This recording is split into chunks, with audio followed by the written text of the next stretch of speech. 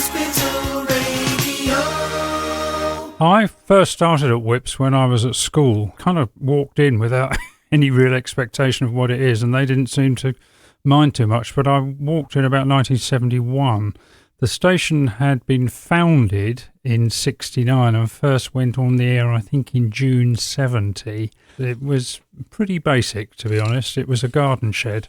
And a drafty one, and one with a hole in the roof as well. It was homemade equipment and 2 record players, an old tape machine, 1 microphone, a little mixer unit that did or didn't work depending on various things like the weather.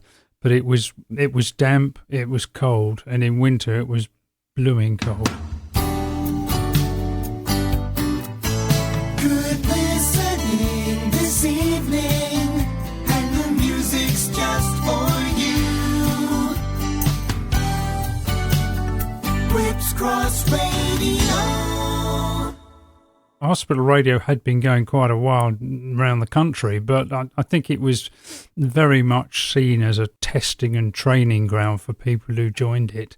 And you learnt as you went along. You had to learn quite quickly. I mean, the equipment wasn't a problem because I'd been doing a lot of discos, but trying to work out what you were trying to say and who you were trying to say it to was the hard bit. It always is with any radio program. Playing the records is easy, but it's a bit like learning to drive a car. You can work out the pedals and the indicators and all that kind of stuff. But it's the point when you're comfortable with that, you're going to have a conversation with the passenger. And that's actually the hard bit in radio is what you communicate. Keeping you company. Whips Cross Hospital Radio. Well, the thing about hospital radio, it is the only form of radio where you meet your audience. So we did go round wards and we did talk to patients. And what you quickly discovered was there was no knowledge of hospital radio and the systems were very basic. So we kind of had to plug them in and get them a pair of headphones so they could hear what was going on. We kind of got out to meet the audience and we learned very quickly what they wanted, and actually we did start to generate phone calls in, although calling the studio was quite a performance because the wards in those days had mobile phone trolleys, payphones, where you put tuppenny pieces in and the nurse would roll the trolley over to your bedside, and it had a massive long cable, highly irregular these days, a real trip hazard that plugged in a socket in a wall somewhere. There you went, and they did discover they could call down to the studio, and we were very soon developing request programs, and the most commonly requested artist at that time was Max Bygraves. He was enormously popular. He was a kind of a Gary Barlow of his day, if you like, hugely popular, well paid, and sold a lot of records. All his records were medleys. That was the only problem. That sometimes they ran 7 minutes. Down your wall. Good music and good company. Whips Cross. That's us, and that's a programme between 8 and 10 on a Sunday evening, and you're very welcome if you just joined us. And the idea is we go to the wards to have a little chat, and initially we're going to Poplar Ward, where we should find George. Hello, George. Hello, Phil. How are you keeping? I'm all right, sir. How are you doing? Well, I'm not too bad. How's yourself? I'm all right. I'm very pleased to hear you doing well. Well, you sound like you've got a very nice, kind face. Well, you haven't seen it, have you? Well, I'll tell you what, in my ward, I get on with everybody. If you put K-Star on... I'm going to do that. I can't sing like I used to because I'm an old man now. That's all right, but you know the words all right. Oh, yeah, I do my best. All right, then. Are you ready? Go on, then. A 1, 2, 3, 4.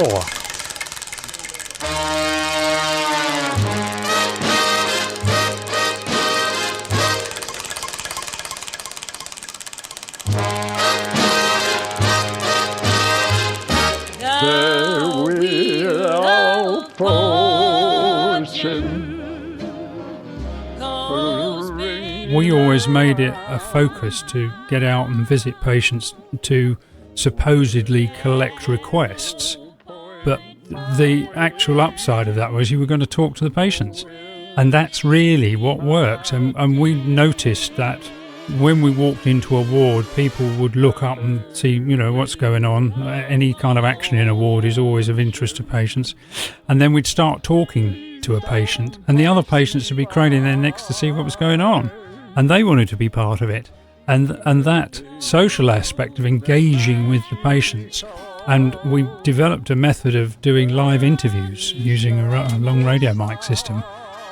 Doing live interviews on the bedside, and of course when that started and other patients in the wards could listen to what was going on, that was magic, and they all wanted to get involved, and the whole ward sometimes would get involved and want to request, but not really a request, just to talk.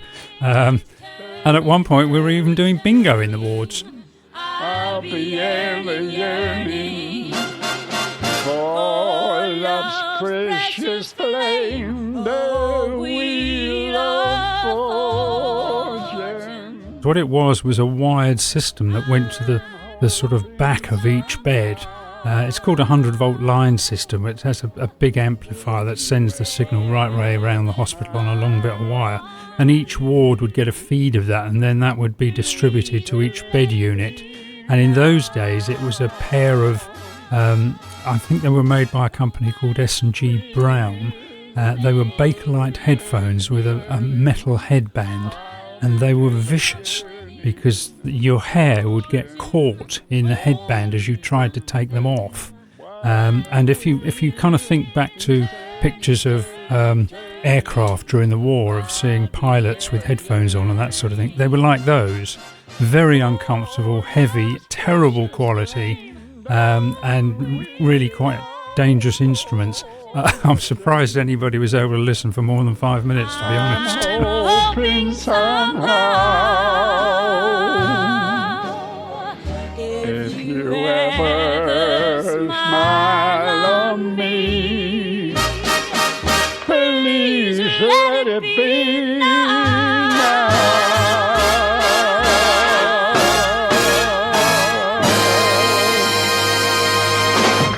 Oh, brilliant, George. I think that deserves a round of applause. Well done, George. I used to sing just like her. But what we were keen to do and were asked to do by a couple of departments was to provide some entertainment for outpatient waiting areas.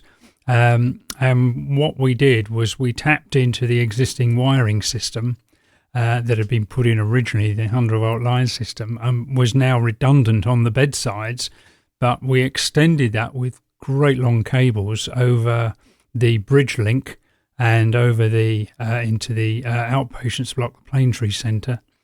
And we also extended it backwards to the main, what became the main entrance at the west end of the hospital. And we put speakers in the ceilings and speakers on walls into the waiting areas. And those were really well received. And in fact, we came in one evening and we found a message on our answer phone system. Good morning. I would just like to say how great your station is. I was up the hospital waiting for an appointment to be told that it'd be 55 minutes late. We're listening to your station, which I think is fabulous. And all of a sudden, Chaz and Dave come on and everybody was singing, and it was hilarious. And I just had to ring and say how great your music is. And, I would just absolutely love some of your tapes. I would love them. So thanks a lot. Well, thanks a million. Thank you. Bye-bye. At least somebody likes Chaz and Dave. The greatest songs of all time. Your favorite memories here on Whips Cross. I remember meeting the chief executive at one of the open days at Whips Cross, and she said she'd had feedback from some of their overnight staff because they found that travelling from the main part of the hospital over to the Plaintree Centre with the wards over there, they'd found that walking down the bridge link rather, not scary, but certainly lonely. It's a long walk. It's an echoing metal corridor with a kink halfway, a dogleg halfway, so you can't see round the corner. I think they've put mirrors there, and people were getting a bit nervous about going down that on their own at night when it was dark outside and very, very quiet. And she said when we put speakers in on that bridge link, they found it really reassuring and welcoming just to hear music trickling away as an accompaniment to their long walk down that corridor. So you're off the ground, and it's at that time of night empty completely. It's quite not terribly busy during the day, but it's quite empty during the evening, and certainly the overnight staff found the music down that bridge link very welcoming.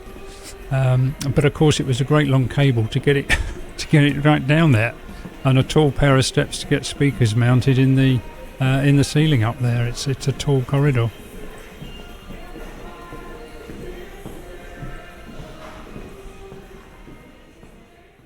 Good music and good company. Whips Cross Hospital Radio. Traditional days of hospital radio are in decline, and probably terminal decline over the next 5 years.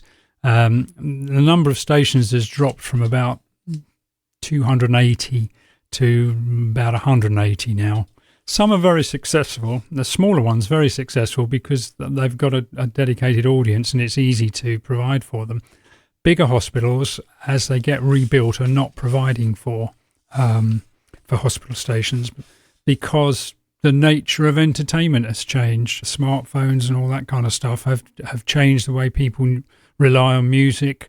And although there is a lot of medical research that's been done that demonstrates quite clearly that entertainment and music is a big help to recovery, they're quite clear that it releases chemicals that actually aid recovery. We think that can all be done differently, and it is all being done differently. Like all other media, it's evolving. The need for hospital radio has now kind of disappeared, although the social aspect of volunteers visiting patients is as important as ever. But that's probably in a different form. I mean, the number of volunteers within the Barts Trust is very large, but they're all doing things with patients, and that's really what it needs. I think that the value of somebody coming in and saying, do you want a request, has disappeared because they've probably got other access to their requested music. So we've closed down live programs, but we're looking at keeping the music going on the speakers in the waiting areas and corridors because there is still a value to that. But it's going to be done probably remotely. But it'll hopefully provide enough presence, but in a different form from what it was recently. And ironically, it kind of goes back to what it was originally, because if you go back to the very early days of hospital radio, before the sort of technical side got going, the process was they used to take a phonograph into a ward and play 78s to the patients. And there was even one recorded instance, I think it was at York Hospital, where they used to take a live band into the ward and they'd play live music for the patients. And maybe that's what it's going back to. It's kind of coming full circle after sort of more personalised entertainment. It becomes a bit more public again.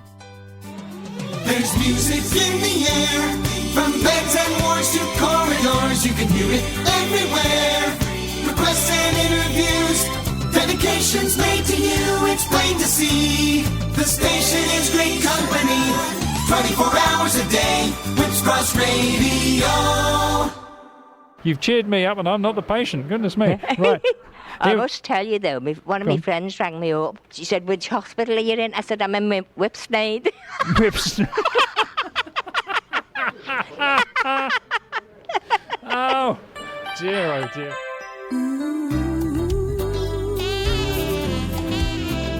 When you've time to spend, you can turn on to a friend. Whips Cross Hospital Radio.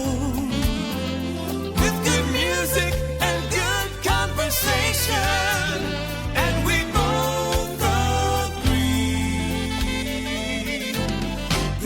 Bedside Company. Whips Cross Hospital Radio.